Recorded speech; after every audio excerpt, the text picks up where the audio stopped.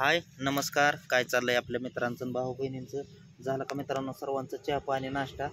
तर मित्रांनो आपलं काय अजून जेवण झालं नाही, चहा पाणी करून आलोय आपण.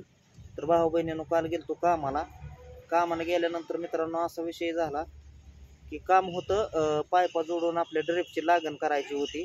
तर म्हणजे ती पण कशात होतं, गिनीगोल आणि तुम्हाला सांगतो हे ऊस, त्याच्यामध्ये ती करायची होती. तर भाऊ बहिणींनो अशी तब्येत खराब झाली तुम्हाला सांगतो. भरपूर ऊन, त्यात काय हवा ही लागत नव्हती.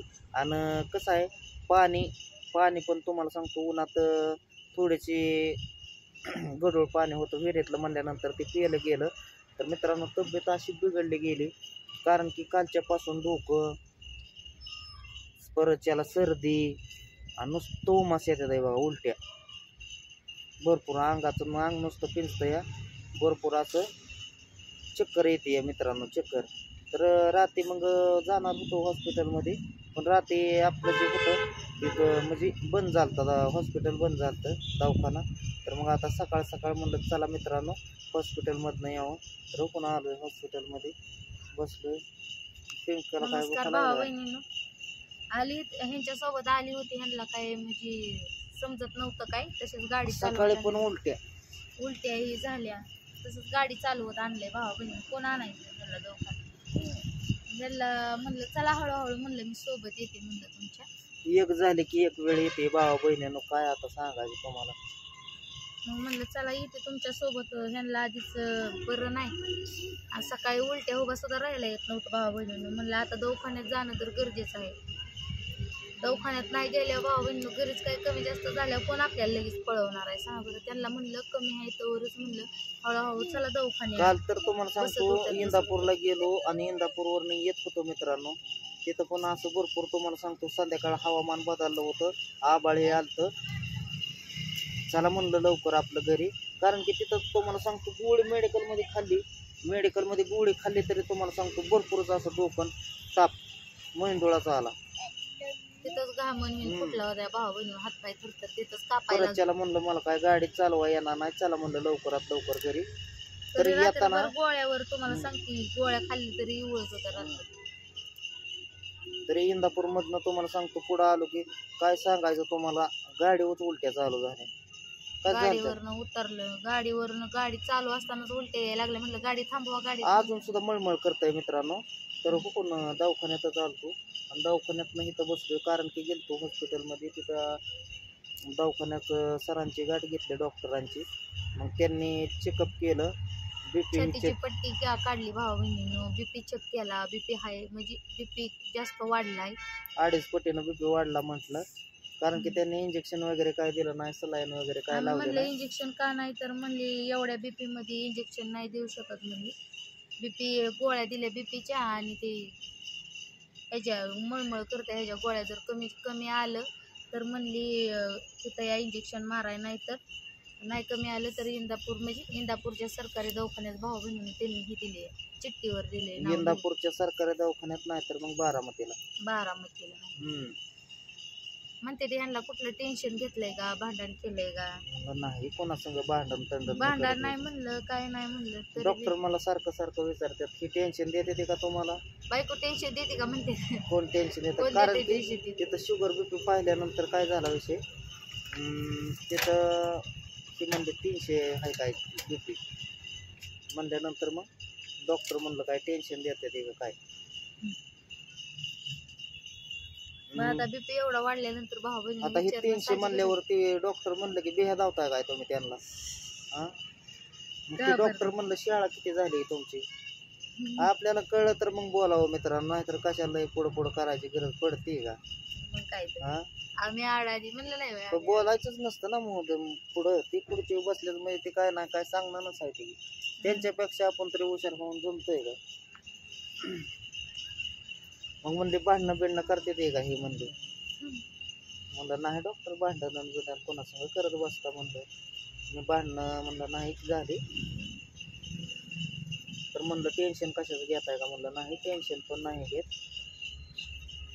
तर तो पण त्यांनी मग तुम्हाला सांगतो अगोदर बीपी चेक केला. बीपी चेक केल्यानंतर परत त्याला मग त्यांनी 36 ECG काढायला लावली, तर ती पण काढलेली आहे. ती पण तुम्हाला दावतो मित्रांनो किती आहे, कसं आहे, काय आहे.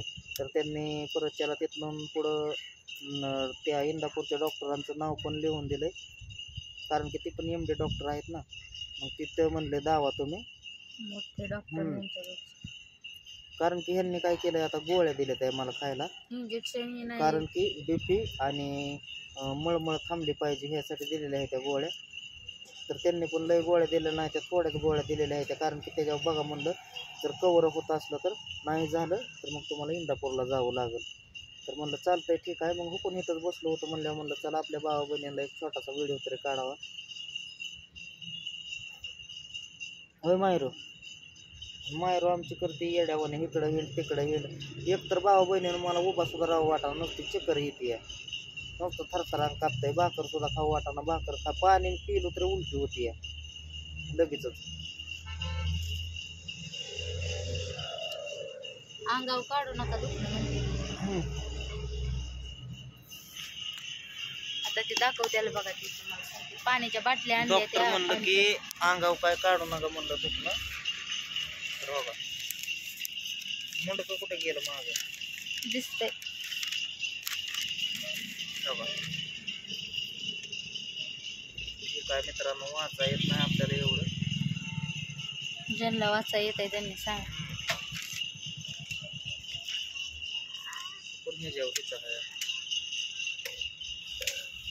किती आहे ती BP आहे BP. 40 पाहिजे, ते 2.5 पटीनं ज्यादा आहेत म्हणलं डॉक्टर. तर अंगावर काय काढू नका, लवकरात लवकर विलाज करून घ्या. मी तर पहिल्यापासून भावा बहिणीनं मला लय दवाखाना नाहीच करू वाटत. एक छातीची पटी काय काय लिहिलंय त्याच्यात काय माहिती, काय कळतंय आपल्याला, काय कळत नाही. तर बघू त्या डॉक्टरांना आपण दावून बघू की जर नाही कमी आलं तर तिकडून इथं महागाला नाव लिहून दिलंय त्यांनी, तांबले डॉक्टर. तांबले त्या डॉक्टरकडे भावा बहिणीनं ह्यांचं मळमळ आणि ती थांबली नाही थांबली तर ह्यांना विचारून तिकडे जावं लागणार आहे. उभाच राहू वाटाणा, नुसतं उमाच निघतात आहे मित्रांनो. म्हणूनच सांगायली भावा बहिणी. चक्कर येते चक्कर, काय खायला प्यायला सुद्धा मन लागणार, नुसतं पाणी पितोय. काल तर दिवसभर मित्रांनो उपाशी काम केलं, जेवणच केलं नाही काय. आणि त्या दहीमुळं तुम्हाला सांगतो त्यात काय मोकळा श्वास मिळत नव्हता आणि नुसते हवा काय लागत नव्हती त्याच्यात. भरपूर असं गरम होत, छातीवर दाब आल्यासारखं झालं काल. छातीचं सुद्धा ठोकं म्हणलं की डॉक्टर वाढल्यात या, छातीवर बितीवर दाब येत आहे का म्हणलं डॉक्टर. म्हणलं नाही एवढा तर दाब नाही म्हणलं, पर थोडंसं म्हणलं भरल्यासारखं होतंय म्हणलं. घरात पण भावा बहिणीनं फॅनची गरम हवा लागते, एवढं गरम घरात पण होतंय. परशी सुद्धा उन्हात असल्यामुळे तापते घरात. उष्णता भाऊ बहिणीनं आपल्याला उष्णता अजिबात सण होत नाही. थंड असू द्या पाऊस असू द्या ते आपण किती पण सण करू शकतोय, पण उष्णता नाही सण होत बघा. उष्णता लय अवघड खेळ आहे. तर आता कमी गोळ्या खाल्ल्यात कसं वाटतंय बरं वाटतंय. आताशी तर गोळ्या खाल्यात आहे लगे लगे बरं वाटतं का. 5 मिनिटं झालं अंडरीन सुकलंय भावा बहिणींनी सगळं. पाणी पिलो तरी नुसतं पुरळ पडते लगेच नरड्याला.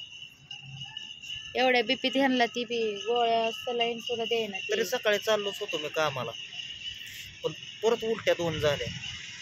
जोडीदार आलता म्हणल्यावर त्याला दावलं, आला म्हणलं माझ्या उलट्या होत्या त्या मला काय जोडणार नाही. तरी नकच म्हणत होतं भावा बहिणीनं दवाखान्यात द्यायला. मी बळबळ आणले ह्यांना दवाखान्यात. चला चला चला म्हणून. अंगावर दुखणं काढणं सोपं नाही. अंगावर दुखणं म्हणजे लय बेकारीचा खेळ आहे. त्यात एक असलं वातावरण की ऊन आणि हिन भरपूर आहे. या उन्हाने माणसं भरपूर आजारी पडली, काय पण होऊ शकतंय माणसाने. आणि रात्र कालच्यापासून भावा बहिणी काल काय झालं होतं, इंदापूरला गेलो होतो आम्ही माझी सोनोग्राफी करायला.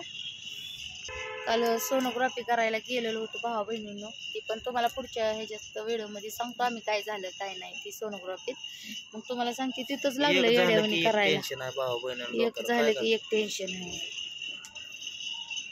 मग तुम्हाला सांगते टेन्शन काल इतकं तिथंच लागलं येड्यावानी कराय, हातपाय थरथरण कापायला लागलं, घामणी फुटायला लागलं ह्यांना. मग तुम्हाला सांगते आता लगे त्यांना म्हणलं दवाखान्यात म्हणलं बसा गाडीवर जाऊ घरी, मला काय परत गाडी चालवाय नाही यायची म्हणून दुसऱ्या गाडीवर गेलो. भेटू पुढल्या व्हिडिओ मध्ये घ्या तो सर्वांनी भेटू पुढच्या व्हिडिओ मध्ये सांगतो सगळं काय झालं काय. Bye bye. मला बाहुली घ्यायची.